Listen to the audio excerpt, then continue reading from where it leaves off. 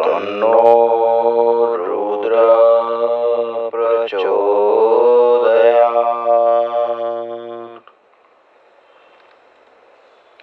શ્રી શિવ મહાપુરાણમાં કોટિ રુદ્ર સંહિતામાં વિશ્વનાથ જ્યોતિર્લિંગના મહાત્મ્યની કથા બતાવીશ. મુનિઓ સુતજીને પૂછે છે, કાશીમાં વિશ્વનાથ જ્યોતિર્લિંગનું મહાત્મ્ય અમને કહો. સુતજી કહે છે, પાર્વતીજીએ પણ શંકર ભગવાનને આવો જ પ્રશ્ન કર્યો હતો. શંકર ભગવાને તેમના પ્રશ્નના જવાબમાં કીધું કે, હે ભવાની, તમે જે પ્રશ્ન કર્યો છે એ સારો પ્રશ્ન છે. અવિમુક્ત કાશી ક્ષેત્ર તથા વિશ્વનાથ જ્યોતિર્લિંગનું મહાત્મ્ય શિવજીએ બતાવ્યું એ મુજબ વારાણસી નગરી છે તે શિવજી એમ કે છે મારું નિવાસ સ્થાન છે. ત્યાં અનેક લોકો સિદ્ધ થયા છે. અનેક યોગી જીતેન્દ્રિય બન્યા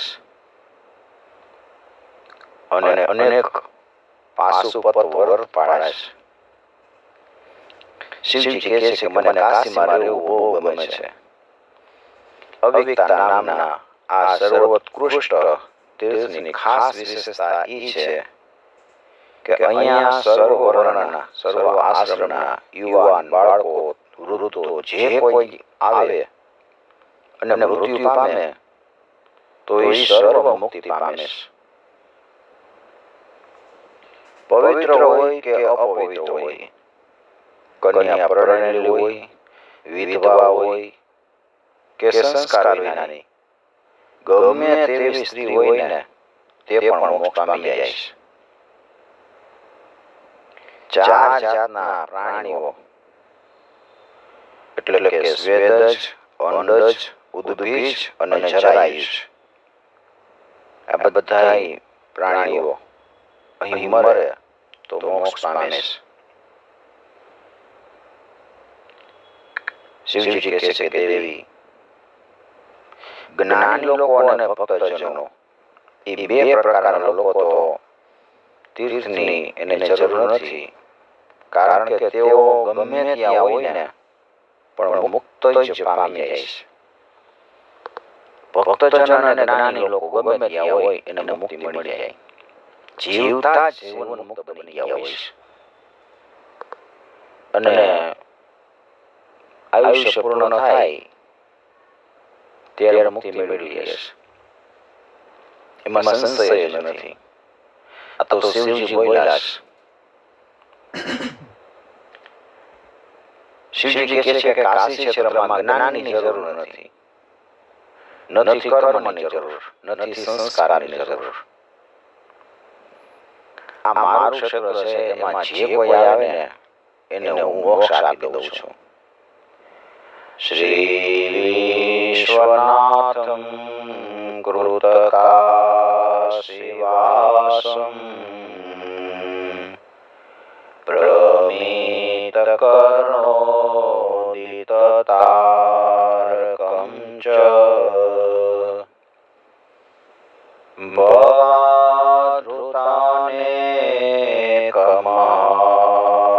ભવાધૃતાનેકમાતિજીવમ શ્રી શંકરં ત્વામ અમાનતોસ્મિ. શંકર કહે છે કે આ મારું દિવ્ય નગર બહુ ગુપ્ત છે, ઘણું ગુપ્ત છે, મોટામાં મોટું છે, એટલે એ અવિમુક્ત કહેવાય છે. વિદ્વાનો એને ધર્મનું અને મોક્ષનું રહસ્ય કહે છે. અહીંના લોકો ભલે પુણ્ય અનુસાર ભોજન કરે, એના પુણ્ય હોય એ પ્રમાણે એને ભોજન મળે અને ભોજન કરે, ઊંઘે, રમે કે વિહાર કરે, પણ અહીં પ્રાણ જે છે એના માટે તો એક જ માર્ગ છે અને એ છે મોક્ષ માર્ગ. એટલે દરેકે અહીં આવીને પ્રાણ ત્યાગ કરવો એ શ્રેષ્ઠ છે. અહીં ભક્તોએ તો સ્થાપેલા અનેક શિવલિંગ છે, પણ એ બધા મોક્ષ માર્ગી, મોક્ષદાય આપીશ, મોક્ષદાયી છે બધા શિવલિંગ. જેટલા ભક્તોએ શિવલિંગ સ્થાપ્યા છે બધાએ મોક્ષ આપીશ. આ ક્ષેત્ર ચારેય દિશામાં 5 ગાઉના વિસ્તારવાળું કહેવાય છે. અને જો આ ક્ષેત્રમાં આવે એ લોકો પાપ કરે તો એને પાપ કર્મનું ફળ ભોગવવું પડે છે. એટલા માટે સમજી વિચારીને આ મોક્ષ આપનાર ક્ષેત્રમાં નિવાસ કરવો. શુભ કે અશુભ, જે કર્મ કરો એનું ફળ મળે છે. કર્મ કોઈ દિવસ કોઈ કાળે નાશ નથી પામતો, એનું ફળ તો અવશ્ય ભોગવવું જ પડે છે. કર્મનો એવો નિયમ છે કે શુભ કર્મ તમને સ્વર્ગ આપે, અશુભ કર્મ નરક આપે, અને શુભ અશુભ મિશ્ર કર્મ હોય તો એનું ફળ મનુષ્ય જન્મ છે. પાપ પુણ્યનો ઓછો વધતો સંચય હોય તો નરસો કે સારો જન્મ મળે, પણ જ્યારે પુણ્ય અને પાપ બેયનો નાશ થઈ જાય ને ત્યારે મુક્તિ મળે. એટલા માટે કાશીમાં જઈને જે મનુષ્ય ગંગામાં સ્નાન કરે એના સંચિત અને ક્રિયામાન કર્મો નાશ પામી જાય. બાકી એના પ્રારબ્ધ કર્મ તો એને ભોગવવા જ પડે. એ ભોગવ્યા વિના શરીરનો નાશ નથી થતો. સુતજી કહે છે કે હે મુનિઓ, કાશીનું મહાત્મ્ય મેં સંપૂર્ણપણે કહી શકું એવી મારામાં શક્તિ નથી. મારી જાણ અને બુદ્ધિ પ્રમાણે મેં તમને કીધું. હવે મુનિઓ સુતજીને ત્રંબકેશ્વર નો મહિમા કહેવા માટે પૂછે છે. અમને ત્રંબકેશ્વરનું મહાત્મ્ય કયો, એના જ્યોતિર્લિંગની પ્રાગટ્યની કથા કયો. સુતજી કહે છે કે મુનિઓ, તમને થોડા દિવસ પહેલા મેં અત્રીશ્વર મહાદેવનું વર્ણન કર્યું હતું. ગૌતમ ઋષિ એની પત્ની અહલ્યા દક્ષિણ દિશામાં બ્રહ્મ નામના પર્વત પર રહીને તપ કરે છે. એમણે અહીંયા બ્રહ્મ નામના પર્વત પર તપ કર્યું હતું. ત્યારે એ સમયે 100 વર્ષ સુધી અનાવૃષ્ટિ થઈ, દુકાળ પડ્યો, ક્યાંય વરસાદ ન થયો. પશુ પક્ષી મનુષ્યો બધા સ્થાનાંતર કરી ગયા. પણ તપસ્વી બ્રાહ્મણો ધ્યાન પરાયણ થઈને કાળ વિતાવવા લાગ્યા. ગૌતમે વરુણદેવને ઉદ્દેશીને તપ કર્યું. 6 મહિના થયા એટલે વરુણદેવ વરદાન આપવા માટે આવ્યા. એટલે ગૌતમે એમની પાસેથી લોકહિત માટે વરસાદની માગણી કરી. વરુણદેવ કહે છે કે હે મુનિ, તમે તો સમજો છો, દેવોની આજ્ઞા વિરુદ્ધ હું વરસાદ વરસાવી શકું નહીં, એટલે બીજું કાંઈ વરદાન માંગો. ગૌતમ મુનિ કહે છે કે તમે તો જળના સમુદાયના દેવ છો, તમારે મને અખૂટ જળ આપીને મારી માગણી પૂરી કરવી ઘટે છે. આવી પ્રાર્થના સાંભળીને વરુણદેવે કીધું કે હે મુનિ, તમે ખાડો કરો. ગૌતમે એક હાથ ઊંડો ખાડો તૈયાર કર્યો. એટલે વરુણદેવે એ ખાડો દિવ્ય જળથી ભરી દીધો અને કીધું કે હે મુનિ, આ ખાડામાં જળ અખૂટ રહેશે અને તમારા નામે પ્રસિદ્ધ થશે. આ ખાડા ઉપર જે કંઈ પુણ્ય કર્મ કરશે ને કોઈ, તો એ પુણ્ય કર્મ અખૂટ થઈ જશે. આમ કહીને વરુણદેવ અદૃશ્ય થઈ ગયા. પછી ગૌતમ મુનિ અતિ દુર્લભ જળ પ્રાપ્ત કરીને ત્યાં નિત્ય કર્મ કરે છે. અને એ જગ્યાએ જવ, ડાંગર, સામો વગેરે ધાન્યો વાવી દીધા. પુષ્પના છોડ, ફળાવ વૃક્ષ બધું વાવ્યું, બધા ઉગી ગયા, એમાંથી ફળ આવવા લાગ્યા. એટલે એનાથી આકર્ષાઈને અન્ય મુનિઓ પણ ત્યાં આવીને રહેવા લાગ્યા. ગૌતમના પ્રભાવથી વનમાં આનંદ થઈ ગયો. કદાચિત ગૌતમેનૈવ જલાર્થમ પ્રેષિતા નિજા શિષ્યાસ્તત્ર ગતા ભક્ત્યા કમંડલુ કરાદ્વિજા. એકવાર ગૌતમ ઋષિએ પોતાના શિષ્યોને કીધું, જાઓ પાણી ભરી આવો, જળાશય પર મોકલેશ. એ કમંડલ લઈને બધાય જળ લેવા ગયા, પણ તે સમયે ત્યાં સ્ત્રીઓ જળ ભરવા આવી હતી. એણે એ બધા ઋષિઓને અટકાવ્યા, મુનિઓને અટકાવ્યા અને તિરસ્કારપૂર્વક કહેવા લાગી કે અમે પહેલા પાણી લઈ લઈ, પછી તમે લેજો. શિષ્યોએ પાછા જઈને સતી અહલ્યાને વાત કરી, એટલે અહલ્યા પોતે પાણી લેવા આવે અને મુનિને પાણી આપ્યું. પછી રોજ આવી તકલીફ થવા લાગી. ગૌતમ મુનિએ તપ કરીને એ જળ પ્રાપ્ત કર્યું હતું. એ જળના માલિક બીજા મુનિઓ બની બેઠા અને એ બીજા મુનિઓની પત્નીઓ છે એ અહલ્યાને જળ વાળવાને ના પાડી ગયા, એને રોકવા લાગી. અને પછી તો બધી સ્ત્રીઓએ એના પતિઓને ઉલટું સુલટું સમજાવ્યું અને કાન ભંભેરીને કહી. પ્રારબ્ધ કર્મને વશ થઈને એ બધાય ગૌતમ મુનિનું કાસળ કાઢવા માટે વિચાર કરવા લાગ્યા. ગૌતમ મુનિનું કાસળ કાઢી નાખી. પાણી ગૌતમ મુનિએ વરુણદેવને પાસે માંગ્યું હતું, એનું કાસળ કાઢી નાખવાનું. એટલે બીજા બધા મુનિઓએ ગણેશનું આરાધન કર્યું અને વરદાન આપવા માટે ગણેશ પ્રગટ થયા. મુનિઓએ પ્રાર્થના કરી કે ગૌતમ તિરસ્કાર પામીને આશ્રમમાંથી બહાર જાય એવું કરો. ગણેશ કે એવું ન કરાય, ગણેશજી તો વારેસ, તમે યોગ્ય નથી કરતા. ગણેશજી કહે છે કે તમે એને દુઃખ દેવા માટે તૈયાર થયો છો, એ સારું નથી. જેણે તમારો ઉપર ઉપકાર કર્યો એને દુઃખ દેવું એ હિતકારક નથી. તમે મારું આરાધન કર્યું છે તો કંઈક શુભ ફળ મળે ને એવું માંગો. આવો ગણેશજીએ ઉપદેશ આપ્યો, પણ બુદ્ધિ નાશ પામી ગઈ.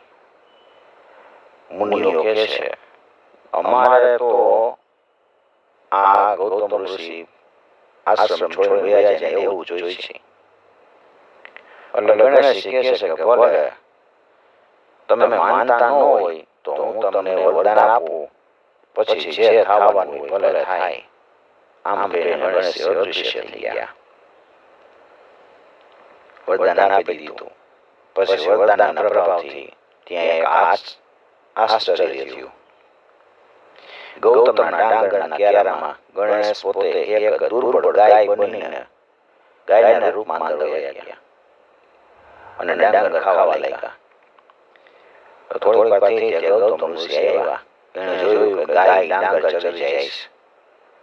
એટલે એ દયાળુ મુનિએ એક ઘાસની પૂડી લઈ અને ગાયને હાંકવા માંડી. ઈ કરતા ઘાસનો પૂડો જેવો ગાયને અડ્યો ને એવી ગાય પડી ગઈ અને તરત મરી ગઈ. બધા મુનિઓ દોડતા દોડતા આવ્યા. કોલાહલ મચી ગયો. મુનિઓ વિચારવા લાગ્યા કે આ તો ગૌવત્યા લાગી, એકાએક શું બની ગયું. બધા મુનિઓ ભેગા થઈ અને ગૌતમને અહલ્યાને ઠીકારવા લાગ્યા. અહીંથી જતો રહે, તું ગૌવત્યારો છે, તારું મોઢું જોવામાં પાપ લાગે. એ પાપી, તું અન્ય સ્થળે ચાલ્યો જા. આમ કહેતા એ લોકો એને પથરા મારવા લાગ્યા. એટલે ગૌતમ ઋષિએ તરત જ આશ્રમનો ત્યાગ કર્યો, દૂર જઈને રહેવા લાગ્યા. પછી તો એણે વૈદિક કર્મ કરવાને બંધ કરી દીધા. નિષ્ક્રિય બનીને સમય વિતાવવા લાગ્યા. અને ગૌહત્યાનું પાપ કેમ દૂર કરવું ને એનો વિચાર કરવા લાગ્યા છે. એકવાર ગૌતમ મુનિ અન્ય મુનિઓની પાસે જઈને દૂર ઊભા રહીને નમસ્કાર કરીને પૂછે છે, હે બ્રાહ્મણો, હવે મારે શું કરવું જોઈએ? એ મને કયો. ઋષિઓએ ગૌતમને કીધું કે પાપનું પ્રાયશ્ચિત કર્યા વિના તમારો ઉદ્ધાર તો થઈ શકે એમ છે નહીં. તમે પૃથ્વીની 3 વાર પ્રદક્ષિણા કરો અને તમારું પાપ જાહેર કરો, અથવા તમે ગંગા અહીંયા લઈ આવો, એમાં સ્નાન કરી અને આ પર્વતની પ્રદક્ષિણા કરો અને 100 ઘડા ગંગાજળ વડે પાર્થિવ શિવલિંગને સ્નાન કરાવો. આવું કીધું. એટલે ગૌતમે એ મુજબ શિવનું પૂજન કરવા માંડ્યું. ગૌતમની ભક્તિથી શિવ પ્રસન્ન થયા અને પ્રગટ થઈને દર્શન આપે અને કહે છે, વરદાન માંગો. ગૌતમે પ્રણામ કર્યા અને ભક્તિપૂર્વક સ્તુતિ કરી. હે વિશ્વેશ્વરે વૃષભા વાહન વિશ્વમિત્ર વેદાંત વેદ્ય વિરૂપાક્ષ વિશાલ નેત્ર હે વ્યોમકેશ વૃષકેતન વેદ જીવ વિશ્વાદ્ય વિશ્વરૂપ હે ભૂવિશ્વવંદ્ય. ગૌતમ મુનિ શિવજીને કહે છે કે પ્રભુ, મને પાપ મુક્ત કરો.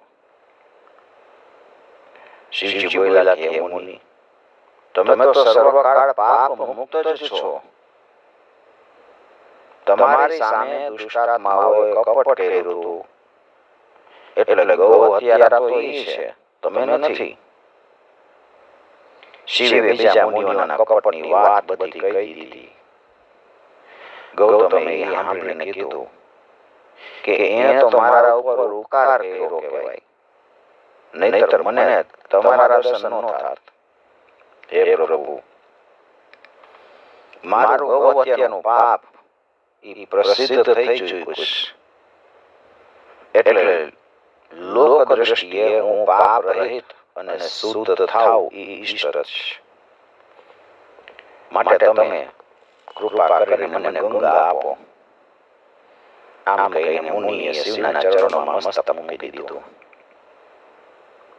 તે વેળાએ શિવની ઈચ્છાથી ગંગા ત્યાં સ્ત્રી રૂપે પ્રગટ થયા.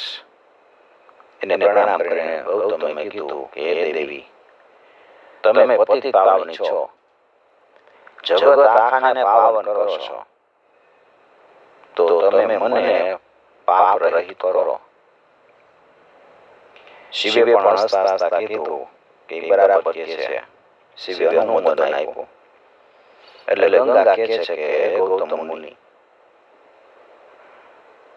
શિવને કહે છે કે ગૌતમ મુનિને એના પરિવાર સહિત પવિત્ર કરીને પછી હું પાછી મારા લોકમાં જતી રહીશ, મારા સ્થાને.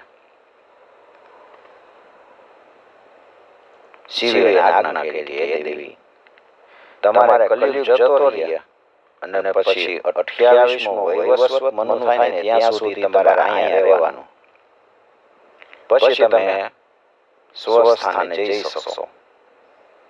શિવની આજ્ઞા સાંભળીને ગંગા કહે છે કે પ્રભુ, હું અહીં રહું ત્યાં સુધી તમારે અને અંબિકા દેવીએ અને સર્વ ગણોએ આ સ્થાનમાં રહેવાનું, એવી મારી પ્રાર્થના છે. શિવજી કહે છે કે ધન્ય છે ગંગા, હું તમારાથી જુદો જ નથી, જરાય જુદો છું જ નહીં. તે સમયે શિવના દર્શન કરવા માટે દેવો, ઋષિઓ, તીર્થો બધા ત્યાં આવે છે. આદરપૂર્વક શિવની, ગંગાની અને ગૌતમની પૂજા કરી. અને એ વેળાએ ગંગાએ દેવોને વરદાન માંગવા માટે કીધું. દેવોએ માંગ્યું કે લોકહિત માટે શિવ સાથે તમે અહીં રહેવાની કૃપા કરો. ગંગાએ કીધું કે જો તમે અહીં રહ્યો તો હું અહીં રહીશ, નહીંતર ગૌતમના પરિવારને પવિત્ર કરીને પછી પાછી જતી રહીશ. ત્યારે બધા દેવોએ કબૂલ કર્યું કે જ્યારે ગુરુ બૃહસ્પતિ સિંહ રાશિમાં આવશે ત્યારે અમે બધા અહીં આવશું. એટલે જ્યારે ગુરુ ગ્રહ છે એ સિંહ રાશિમાં આવે છે ને ત્યારે બધા દેવો ત્યાં આવે છે. 11 વર્ષના અમારા લોકોના લીધેલા બધા પાપ ધોવા માટે 12મે વર્ષે અમે તમારી પાસે આવશું અને તમારા નદીમાં સ્નાન કરશો એટલે તમારા પાપ ધોવાઈ જશે. અને બૃહસ્પતિ જ્યાં સુધી સિંહ રાશિમાં સ્થિતિ કરશે ત્યાં સુધી અમે અહીં રહેશું. હે સજ્જનો, મુનિ ગૌતમની આવી પ્રાર્થના સ્વીકારીને શંકર અને ગંગા ત્યાં રહ્યા. ગંગાને ગૌતમી એવું નામ પ્રાપ્ત થયું અને પાર્થિવ શિવલિંગ હતું એ ત્રંબકેશ્વર નામે પ્રખ્યાત થયું.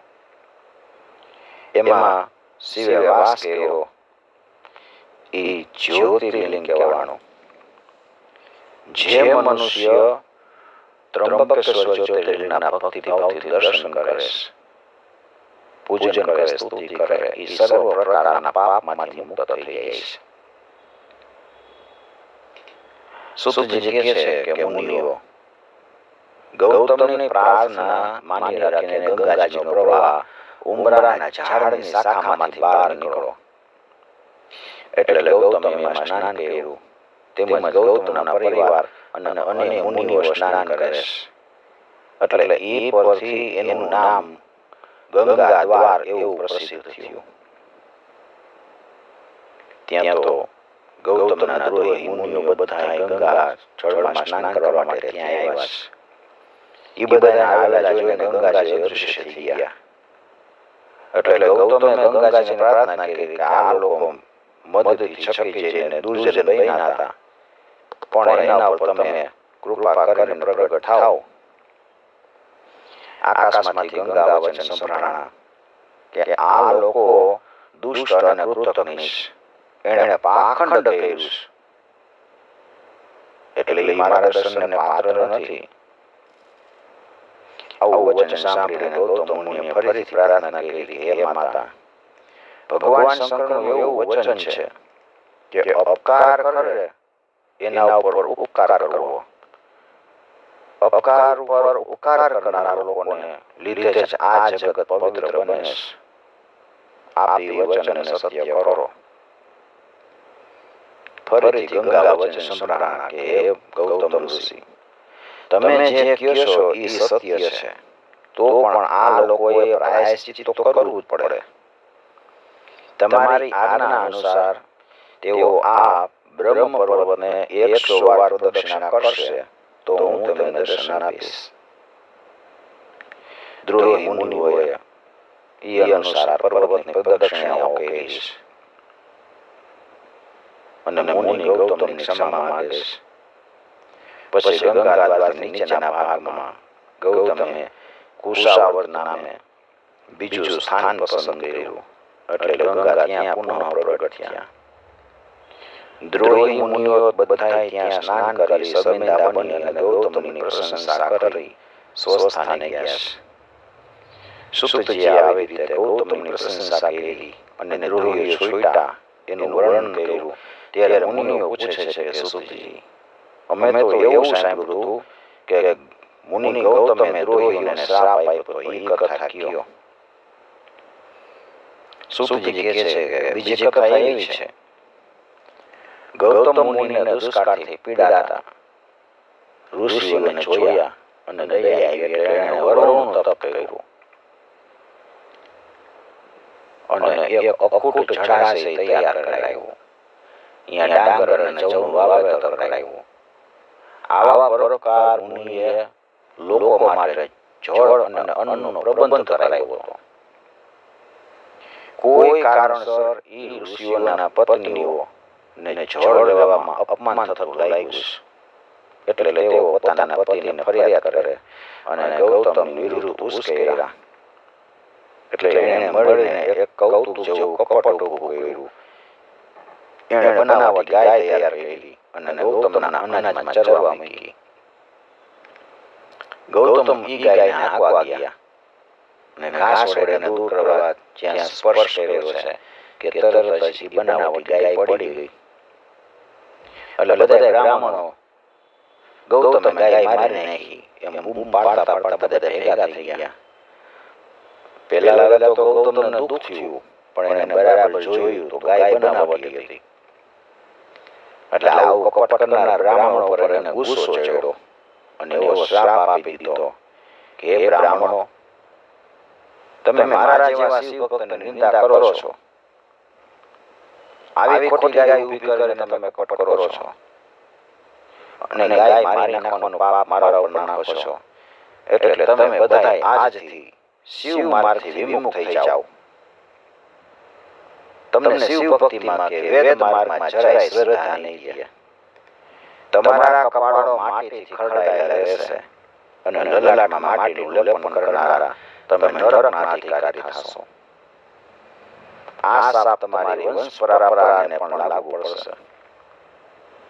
તમને શિવ ભક્તિમાં શ્રદ્ધા નહીં રહે, દુઃખ દારિદ્ર્યથી તમે પીડાતા રહેશો. તમે શિવની નિંદા કરનારા થશો. આમ શાપ દઈને ગૌતમ ઋષિ પોતાના આશ્રમે ચાલ્યા ગયા. ગૌતમે શાપ આપ્યો એટલે બધા ઋષિ બહુ ખેદ પામ્યા. ત્યાંથી દક્ષિણ તરફ જઈ કાંચી નદીમાં રહેવા લાગ્યા.